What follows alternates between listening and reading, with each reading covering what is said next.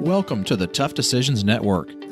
This is our special Friday edition called Flashback Friday, where we recap the lessons learned from the interviews from the current week. Be sure to visit toughdecisions.net for links to each of the episodes that we covered today. Also, sign up for our free weekly entrepreneur email. Before we get started, let's hear from one of our sponsors. Have you ever thought about investing in real estate, but find yourself so busy that you don't have time for it? Do you have FOMO, which is the fear of missing out? At HanfordCapital.com, we help investors with passive real estate investments that project better returns than traditional investment vehicles such as the stock market. If you'd like to find out more about our passive real estate investments, visit HanfordCapital.com.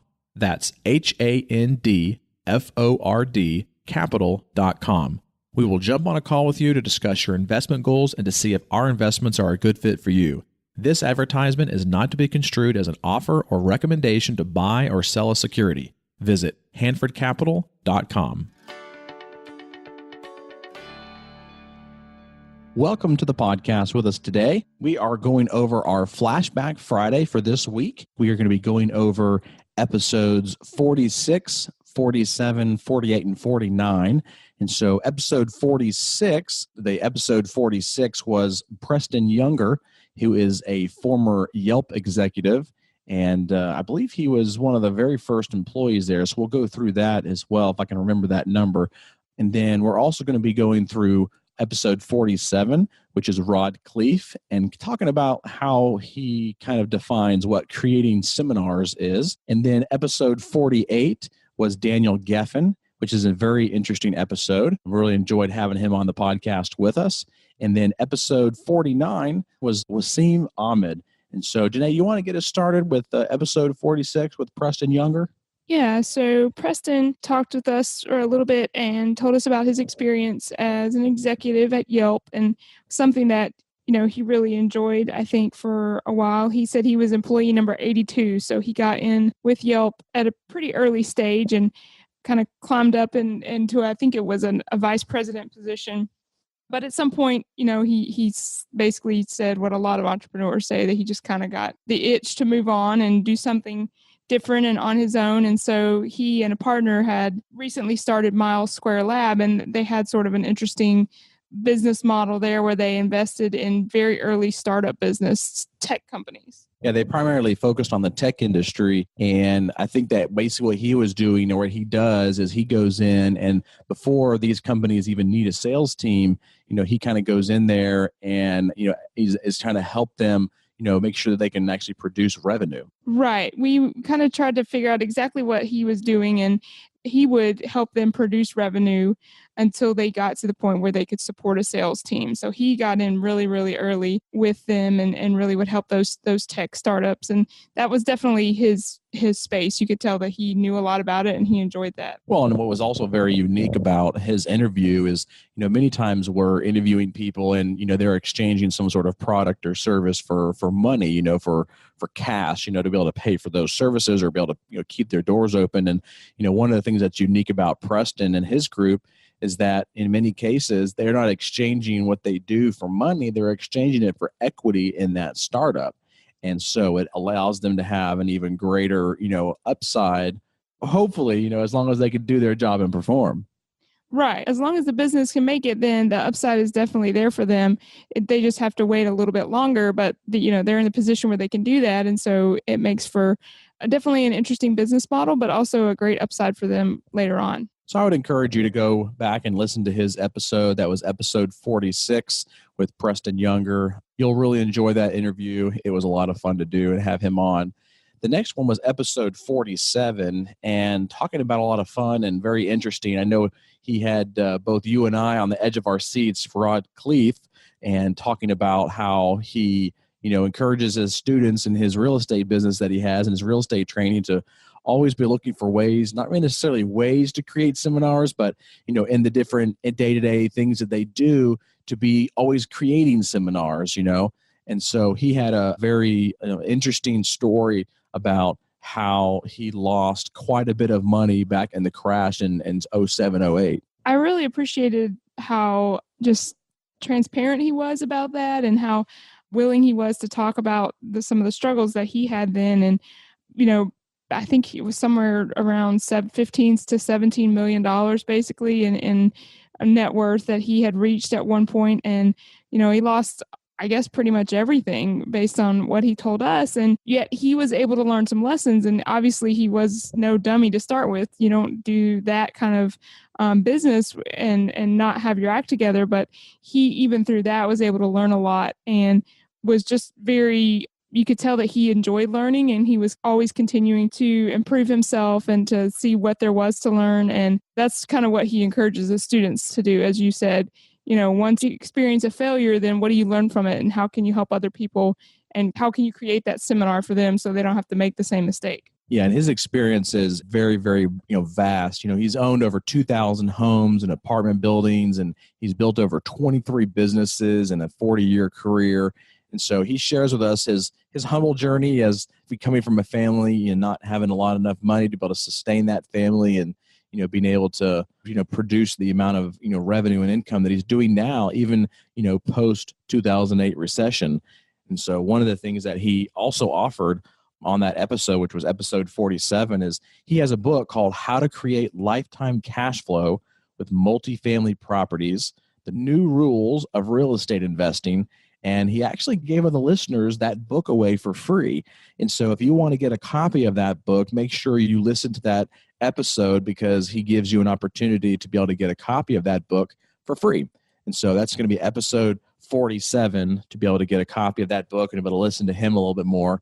And I think another, unique thing that, he talked about is, when you're looking at trying to get into the real estate game, don't always just look at the value of the properties, but also look at the cash flow and really trying to focus on that cash flow. Right. Yeah. And then that's, of course, how he got into the multifamily space was, the need for cash flow and how he learned coming out of that. One of the other things that he, said that he learned was about the importance of delegating different responsibilities to other people, because there's no way that it's possible for one person to do everything himself or herself. So he also talked about the importance of delegating. And then on Wednesday, on episode 48, we talked to Daniel Gefen. Daniel was really fun to talk to, and he had a great sense of humor and also a great sense of humor about himself. So he told us a lot of different stories about, how he was not a fan of managing the companies and didn't like doing the day-to-day operations, but you could tell he's a real dreamer and he has lots of great ideas. He talked about how his mouth used to get him in trouble when he was younger, teachers and parents and other people shouting his last name, Gefen, at him because he wouldn't be quiet or he was stirring up trouble with his mouth. But on the flip side, he also talked about how his mouth came in handy at times because it could also get him out of trouble. And so he's obviously made a living talking. He had a call center and it has really served him well. He's now got a podcast and some other ventures. So his mouth got him in trouble, but it also got him out of trouble. And what was unique about the call center, the story he talked about there is, he had this one-man team in his call center, and it was, me, myself, and I, it was just Daniel in that call center. And he realized that was a weakness. And so he started to hire some people. And then he realized that he really didn't want to manage people. And so one of the things that he did was he made the tough decision to outsource the call center to one of his competitors. And he goes through that story about how he did that and why he describes that as his absolute best decision that he's made. So, he also talks a little bit about the book that he wrote called The Self-Help Addict. And so if you want to get a copy of that, you could do that as well. We have a copy, I'll link it to it in his show notes, which is going to be episode 48. And again, I think the two biggest takeaways from him, from my point of view, was, that stubborn persistence, just like the title of this episode, the stubborn persistence is not always bad. It can definitely be rewarding, and don't always listen to other people, but sometimes you just have to go with your gut. And I think a lot of times as entrepreneurs, we listen to our gut. And sometimes our gut, decisions can get us into trouble, and kind of, give us some setbacks. But I think the majority of the times, as entrepreneurs, we have that gut feeling about things, acting on those gut things is sometimes, wiser, from what he says in his episode, than, just listening and kind of hearing what other people say. Because when other people start to get into your mind, especially the wrong people, then it sometimes puts doubt in your mind as to what that decision is. And it's not always best moving forward. So that was Daniel Gefen with episode 48. And then the last episode of this week was episode 49. This is with Wasim Ahmed. He's a life coach and director. And he had an interesting story about how he started out in the taxi business with his dad. His dad had a taxi business in New York, and he went to owning a pharmacy to then buying some real estate, and now he's in the tech business.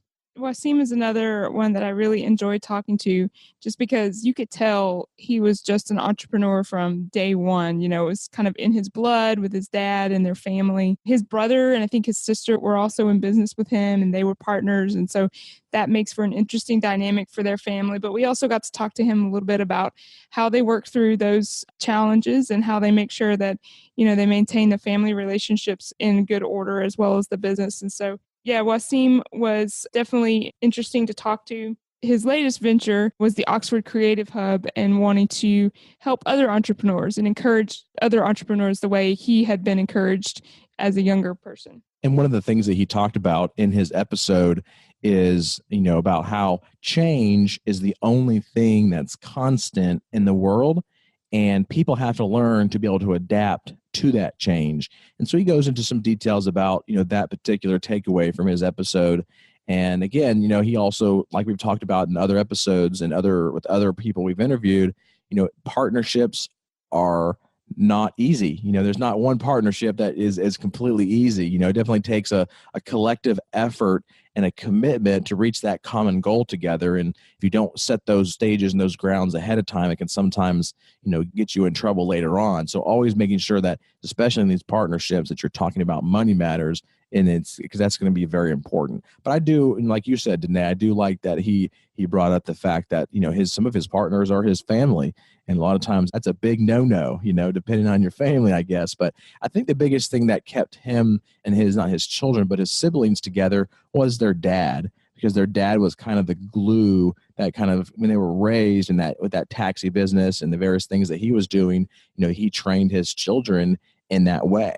Yeah, though you could tell that his father's influence was very strong on him and his siblings. And, they had taken some very specific steps to make sure that, they maintain a good business relationship, but that they also were able to maintain good family relationships. So that was episode 46, 47, 48, and 49 this week. So we encourage you to check those out. If any of those piqued your interest, go check them out and let us know what your thoughts are and any questions or comments you might have on our Facebook page, Tough Decisions for Entrepreneurs. And also you can find our website at toughdecisions.net. Thank you for listening to the Tough Decisions Network. Be sure to visit toughdecisions.net to gain access to show notes for this episode and to join our free weekly entrepreneur email, where we will send you news about the latest technology for your business, inspiring quotes, and the latest books for entrepreneurs. That's toughdecisions.net.